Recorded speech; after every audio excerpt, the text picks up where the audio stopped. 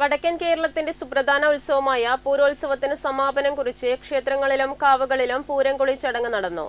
പയ്യന്നൂർ കണ്ടങ്കാളിയിലെ കണകത്ത് കഴകം പൂമാല ഭഗവതി ക്ഷേത്രത്തിലെ പൂരംകുളി ചടങ്ങാണ് ഇതിൽ ഏറെ ശ്രദ്ധേയം.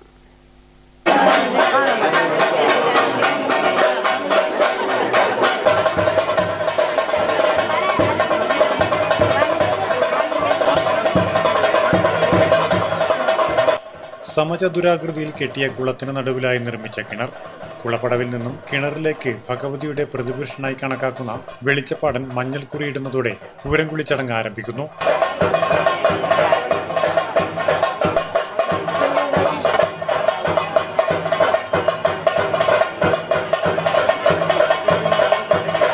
തുടർന്ന് ചാർത്തിയ ആടയാഭരണങ്ങൾ മാറ്റിവെച്ച ശേഷം ക്ഷേത്രം കർമ്മിയായ അന്തിതിരിയൻ കിണറിലേക്ക് ചാടുകയും ഉയർന്നു വരുമ്പോൾ ബാല്യക്കാർ പിടിച്ചു കയറ്റുകയും ചെയ്യുന്നു.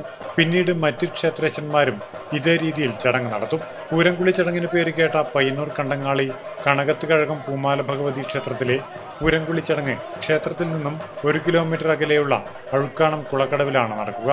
പൂരംകുളിയോടെ കോലത്തുനാടിന്റെ വസന്തോത്സവം എന്നറിയപ്പെടുന്ന പൂരോത്സവത്തിന് സമാപനമാകും.